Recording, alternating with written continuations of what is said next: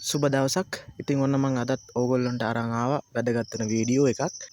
ඔයාලට පේනවා වගේ ඩිස්ප්ලේ එකේ ප්‍රශ්නයක් තියෙනවා. ඉතින් මෙන්න මේ ප්‍රශ්නේ සමහර විට ගොඩක් දුරට ඩිස්ප්ලේ එකේ ප්‍රශ්නේ කියලා ගොඩක් ටීවී අතෑරලා දාලා තියෙනවා රිපෙයාර් කරන්න නැතුව. ඉතින් සාමාන්‍යයෙන් මේ වගේ අවස්ථාවලදී රිපෙයාර් කරගන්න පුළුවන් ටීවී අපිට ගොඩක් හම්බ වෙනවා. ඉතින් මේ රිපෙයාර් එක අපි කොහොමද කරගන්නේ? ඉතින් නිවැරදිව මේ රිපෙයාර් එක කරගන්න ඕන ක්‍රමවේදය මම ඕගොල්ලන්ට මේ වීඩියෝ එක තුලින් ඉස්සරහට කතා කරනවා. සාමාන්‍යයෙන් ඉලෙක්ට්‍රොනික රිපෙයාර් කරන අවස්ථාවකදී ටෙක්නීෂියන්ට ඉවසීම තියෙන්න ඕනේ. ඉතින් ඉවසීම නැතුව කිසිම වැඩක් කරගන්න බෑ. ඉතින් ඒ නිසා හරි අවධානයෙන් ඕගොල්ලොන්ට මේ වීඩියෝ එක නරඹන්න සිද්ධ වෙනවා. ඉතින් ඒ වගේම තමයි මම ඕගොල්ලොන්ට ගොඩක් අවස්ථාවලදී මෙන්න මේ LED TV රිපෙයාර් කරද්දී කතා කරලා තියෙනවා වෝල්ටේජ් කීපයක් සම්බන්ධව. ඉතින් සාමාන්‍යයෙන් හැම ටීවී එකටම ගොඩාක් දුරට සමානව මෙන්න මේ වෝල්ටේජ් ටික ලැබෙනවා. දැන් ඕගොල්ලොන්ට මම කියලා දෙන්නම් මේ වෝල්ටේජ් ටික චෙක් කරගන්නේ කොහොමද කියලා. මුලින්ම අපි බලමු මෙන්න මේ මල්ටිමීටරේ වෝල්ටේජ් වලට මම දාගන්නවා 200ට. ඊට පස්සේ මම මේකේ නොබ් එක ග්‍රවුන්ඩ් කරගෙන බෝඩ් එකට මම චෙක් කරනවා මුලින්ම මෙන්න මේකේ ප්‍රධාන වෝල්ටේජ් එකක් එනවා මෙන්න මේ රිබන් එක හරහා මෙන්න මේ ටීකොන් කාඩ් එකට. ඉතින් අපි බලමු එතනට වෝල්ටේජ් කීයක් එනවද කියලා. ඔයාලට පේනවා මෙතනට 12 වෝල්ටේජ් එකක් එනවා. සාමාන්‍යයෙන් 12 වෝල්ටේජ් එකක් තමයි මෙතනට එන්න ඕනේ. ඉතින් 12 වෝල්ටේජ් එක නිවැරදිව මෙන්න මේ ටීකොන් කාඩ් එකට හම්බ වෙනවා. ඉතින් ඒ විතරක් නෙමෙයි තවත් වෝල්ටේජ් කීපයක්ම තියෙනවා අපිට මේක චෙක් කරගන්න. ඉතින් ඒ ඔක්කොම අපි එකින් එක මේ ටෙස්ට් පොයින්ට් වලට තියලා චෙක් කරගන්න ඕනේ. ඉතින් ටෙස්ට් පොයින්ට් කියන්නේ මේ බෝඩ් එකේ මේ ටීකොන් කාඩ් බෝඩ් එකේ තැන් වල පුංචි තඹ ඩොට් තියෙනවා. ඒ ඩොට් වල සඳහන් කරලා තියෙනවා විවිධ වෝල්ටේජ් නම්. ඉතින් මේ තියෙන්නේ VGL කියන වෝල්ටේජ් එක මම චෙක් කරන අවස්ථාව. ඉතින් මේක 6.2ක් එනවා. ඍණ වෝල්ටේජ් එකක්. ඍණ 6.2ක වෝල්ටේජ් එකක් එනවා. ඒක ටෙස්ට් පොයින්ට් එකක්. ඊට පස්සේ අපි ඊළඟ ටෙස්ට් පොයින්ට් එකට දාලා බලනවා VDD කියන වෝල්ටේජ් ටෙස්ට් පොයින්ට් එකට. හරි එතන වෝල්ටේජ් එක 3.2ක් එනවා. එතනටත් ප්‍රශ්නයක් නැතුව වෝල්ටේජ් එක හම්බ වෙනවා. තවත් වෝල්ටේජ් කීපයක්ම තියෙනවා අපිට චෙක් කරගන්න. මම මීට කලින් සඳහන් කරා වගේ මේ ටෙස්ට් පොයින්ට් කියන්නේ මෙන්න මේ බෝඩ් එකේ තැන් වලට තියෙනවා පුංචි තඹ ඩොට් එකක්. ඉතින් මේ ඩොට් එකේ සඳහන් කරලා තියෙනවා නම් ඒ නම් ඕගොල්ලන්ට මම වෝල්ටේජ් චෙක් කරන අවස්ථාවේ ඩිස්ප්ලේ එකේ දාලා තියෙනවා. ඉතින් ඒක තමයි දැන් සාමාන්‍යයෙන් ටීවී රිපෙයාර් කරද්දී ගොඩක් දේවල් ඉගෙන ගන්න තියෙනවා. මම ඕගොල්ලන්ට වීඩියෝ ගොඩාක් ගෙනල්ලා තියෙනවා මේ LED CRT මේ හැම ටීවී එකක් සම්බන්ධවම. ඊළඟට අපි තවත් වැදගත් වෝල්ටේජ් එකක් VGH වෝල්ටේජ් එක. ඉතින් ඒකත් අපිට නිවැරදිව හම්බ වෙනවා 24 වෝල්ටේජ් එකක් 24.6ක් වගේ එනවා. ඉතින් මේ වෝල්ටේජ් එකත් නිවැරදිව මේ බෝඩ් එකට හම්බ වෙනවා. ඉතින් ඒකත් වැදගත්ම වෝල්ටේජ් එකක්. ඉතින් මේ වගේ වැදගත් හැම වෝල්ටේජ් එකක්ම අපිට වැදගත්. ඉතින් මේ හැම වෝල්ටේජ් එකක්ම අපි දැනුවත් වෙන්න ඕන. ඉතින් ඊළඟට මම චෙක් කරනවා ඕගොල්ලන්ට පෙන්නන්නම් VGF කියන වෝල්ටේජ් එක. ඉතින් VGF කියන වෝල්ටේජ් එක 32ක් හම්බ වෙනවා. ඉතින් ඒ වෝල්ටේජ් එකත් අපිට නිවැරදිව මේ බෝඩ් එකට ලැබෙනවා.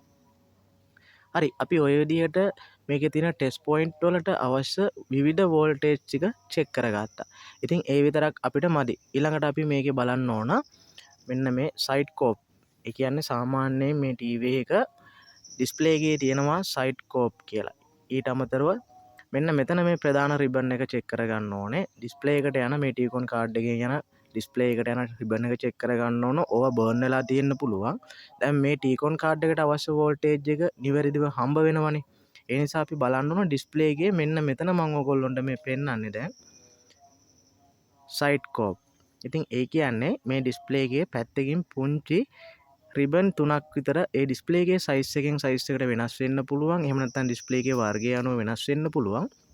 මෙන්න මේ වගේ සයිඩ් කෝප් කීපයක් තියෙනවා. ඉතින් මෙන්න මේ හරිය මම ඕගොල්ලන්ට පෙන්නන්නම් ටීවී එක ඔන් කරලා පොඩි ටච් එකක් මෙන්න මේ විදිහට මම දෙනවා එක තැනකට. මේ බලන්නකෝ.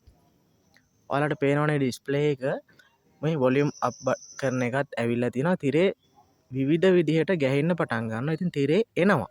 හැබැයි උනාට ඉරිනවා නම් ප්‍රශ්න කීපයක් ඩිස්ප්ලේ එකේ තියෙනවා. ඉතින් අපිට ඔතනදී නිගමනය කරන්න පුළුවන් මේකට යම්කිසි වෝල්ටේජ් එකක අඩුපාඩුවක් තියෙනවා. මෙන්න මේ සයිඩ් කෝප් එකකට තමයි මේ වෝල්ටේජ් අඩුපාඩුව තියෙන්නේ.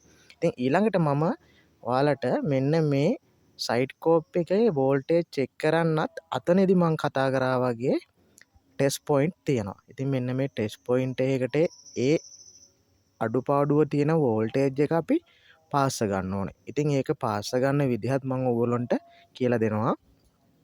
ඉතින් මෙතනදී අඩුපාඩුව වෙලා තිබුණේ STVR කියන වෝල්ටේජ් එක. ඉතින් මෙන්න මේ STVR කියන වෝල්ටේජ් එකේ අඩුපාඩුව නිසා තමයි මේකේ ස්ක්‍රීන් එකේ අර වගේ ප්‍රශ්නයක් ඇවිල්ලා තිබුණේ. ඉතින් මම ඔයගොල්ලන්ට මෙන්න මේකෙදි ඔයගොල්ලන්ට බලා ගන්න පුළුවන් ජම්ප් එකක් පේනවා. ඉතින් මෙන්න මේ ජම්ප් එක මම මෙන්න මේ උඩම තියෙන සයිඩ්කෝප් එකේ ඒ අවශ්‍ය පොයින්ට් එකට STVR කියන වෝල්ටේජ් එක මෙන්න මේ විදිහට ජම්ප් කරගෙන පාස්ස ගත්තා. ඒ ටෙස්ට් පොයින්ට් එක අඳුනගන්නත් අපිට මේ ටීවී එකේ T-Con කාඩ් එකේ මොඩල් එක ඉන්ටර්නෙට් එකේ සර්ච් කරාම අපිට ඒ අදාළ පැනල් එකේ මෙන්න මේ ටෙස්ට් පොයින්ට් එකට එන නම් ටික එන වෝල්ටේජ් ටික නිවැරදිව බලා ගන්න පුළුවන්.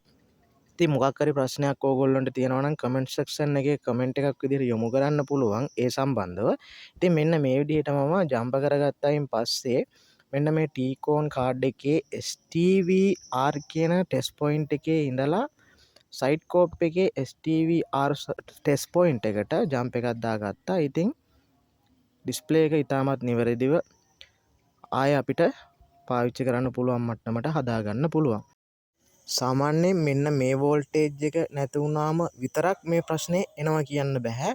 තව මෙතනට අවශ්‍ය VGH, VGL මෙන්න මේ කියන වෝල්ටේජ් මිස් වුණොත් මේ වගේ විවිධ ප්‍රශ්න මේ ස්ක්‍රීන් එකේ එන්න පුළුවන්. සමහර විට මේ ඉරි මීට වඩා වෙනස් විදිහට එන්නත් පුළුවන්. එහෙම නැත්නම් තිරය තුල මොකක් හරි ප්‍රශ්නයක් තියෙන්න පුළුවන්. ඔයාලට තව වැදගත් දෙයක් කියන්න තියෙනවා. මේ වීඩියෝ එක අප්ලෝඩ් එකකින් පස්සේ තවත් වීඩියෝ එකක් මම ඔයගොල්ලන්ට අප්ලෝඩ් කරනවා. මේ වගේ ස්ක්‍රීන් එකේ ප්‍රශ්නයක් තියෙනවා ඒ ටීවී එකෙත්. ඉතින් ඒ ටීවී එකේ ඒ ප්‍රශ්නේ අපි හදාගන්නේ කොහොමද කියන ආකාරය ඒ වීඩියෝ එකත් මම ඔයාලට ඊළඟ වීඩියෝ එකෙන් අප්ලෝඩ් කරන්න බලාපොරොත්තු වෙනවා. ඔයාලට පුළුවන් මාව subscribe කරලා bell icon එක all දාලා තියාගන්න. ඉතින් මෙන්න මෙහෙම මම ජම්ප් එක ඇදගත්තා.